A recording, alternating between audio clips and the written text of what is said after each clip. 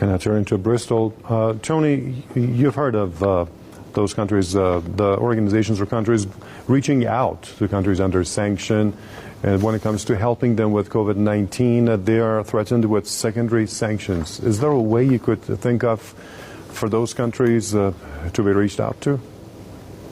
Well, the UN is doing a good job here. A lot of people in the United States particularly criticise the UN and Israel. But they are not a totally flawed organisation, even though they may be limping along. It's really important to have voices, international voices, saying these things. The United States and Israel would very much like to control every word that comes out of the UN's mouth, but they can't do it. The only thing is, of course, that the UN isn't really following up this with actions, with meaningful actions, and neither is the European Union.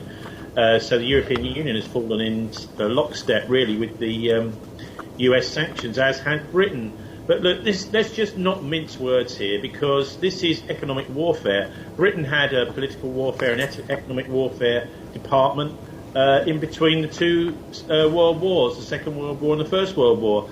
And the IMF is an instrument of warfare. I think we can see, never mind the what looks like a bomb attack in Lebanon this week, we can see what the economic attack on Lebanon has been doing over the last 10 years. And it's really war by other means. So on the TV you don't get pictures of bombs going off and tanks rolling across borders. But what happens is actually effectively the same, is the country gets reduced effectively to rubble using economic warfare, because it's very, very difficult to survive without doing any trade. I mean, that's what this is really all about. The sanctions is all about trade, and of course what happened in Beirut has really stopped Lebanon's ability to trade. So there's got to be some very important questions about whether that was a deliberate infrastructure attack or an accident. But look, we had in 1989, it's just like the fall of the Berlin Wall, this pandemic, isn't it? In 1989, the Berlin Wall fell. We were told there was going to be something called a peace dividend, the end of the Cold War. Peace was going to break out around Europe, and it was going to spread around the world. But I'm afraid that never happened. And in fact, what was used as an excuse for NATO to then start expanding eastwards. The pandemic also has been a way of, it seems now, waging war by other means. So actually, it's almost like beating somebody while they're down, increasing threats, increasing sanctions, even though there is a pandemic going on.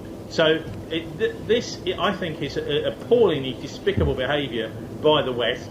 And if they had any kind of compassion and heart, they would be saying, well, actually, maybe all this economic warfare should come to an end. By the way, you've got Prince Charles is sitting ready, at Kensington Palace here in London, in St James, one of the richest districts in the world, with his thing called the Great Reset.